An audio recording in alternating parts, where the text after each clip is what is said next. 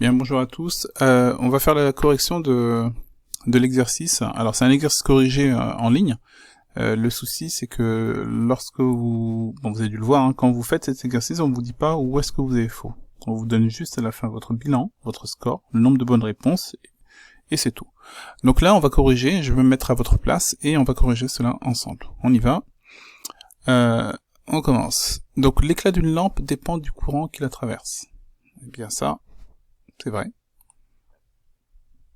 Quand vous avez une lampe en fait qui brille fortement, c'est que l'intensité du courant est plus importante. Donc en fonction de l'intensité du courant, eh bien vous aurez un éclat justement qui change.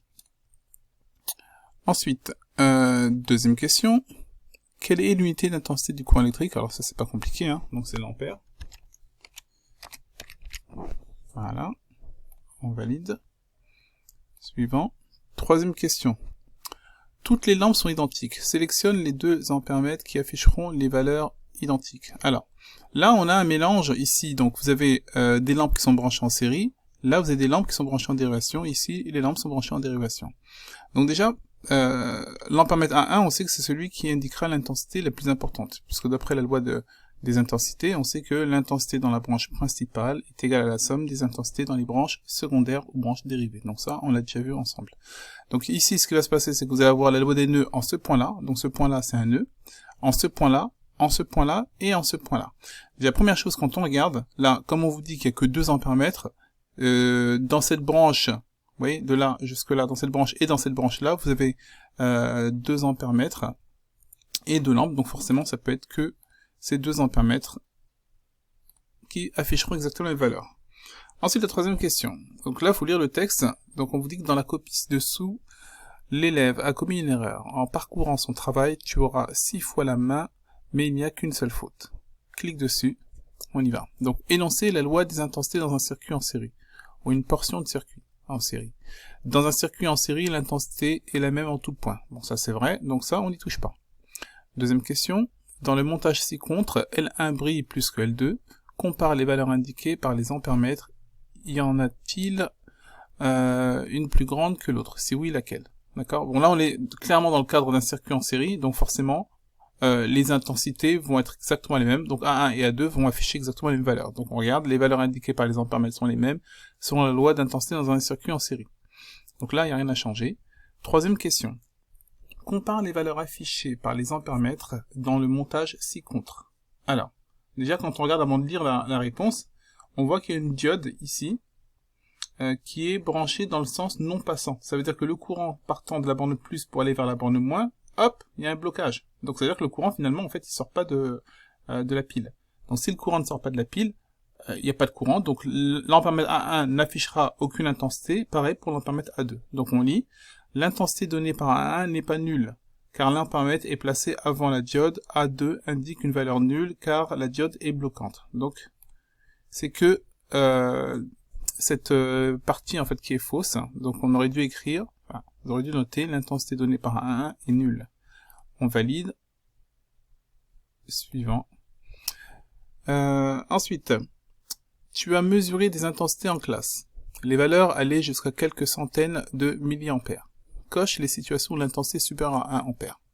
Alors, sachant que l'intensité, donc en général, ce sont des appareils ou des phénomènes qui vont avoir besoin d'une intensité qui va être très importante.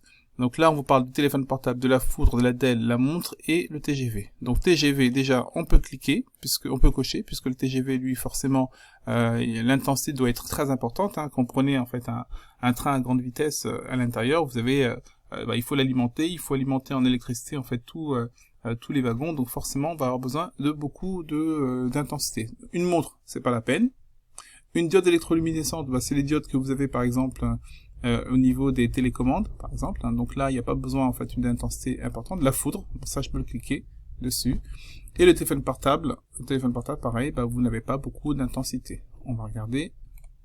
Hop, donc c'est bien jusqu'à 200 kA. Donc ça c'est énorme, 200 kA, ça fait 200 000 ampères pour la foudre et 500 ampères pour le TGV. Suivant. Alors, une dernière question. Retiens bien dans cet exercice que toutes les lampes sont identiques. Complète la liste des intensités en faisant glisser les valeurs entourées à leur place.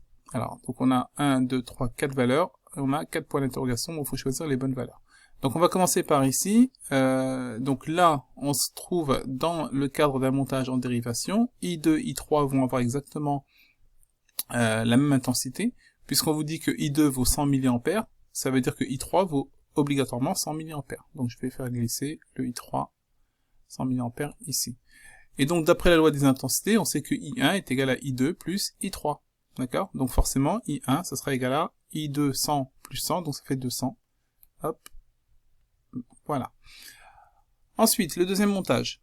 Pareil, donc la pile envoie un courant, donc on sait que I4 sera forcément supérieur à I1, à I5 et I6. Donc I5 plus I6 sera égal à I4. D'accord? Donc on a donc I5 qui vaut 300, et il nous reste 150 mA et 0,45. 0,45 ça fait 450 mA, donc forcément ça sera I4. D'accord? Et le dernier, I6, qui sera égal à 150. Donc 150 mA plus 300 mA, ça fait 450. Et 450 mA, ça correspond à 0,45 ampères. On valide le bilan. Donc vous avez le résultat du test. Donc total de bonnes réponses 6 et total de réponses incorrectes 0. Voilà, j'espère que ça vous aura aidé. Je vous souhaite bon courage et puis je vous donnerai la suite la prochaine fois. Au revoir.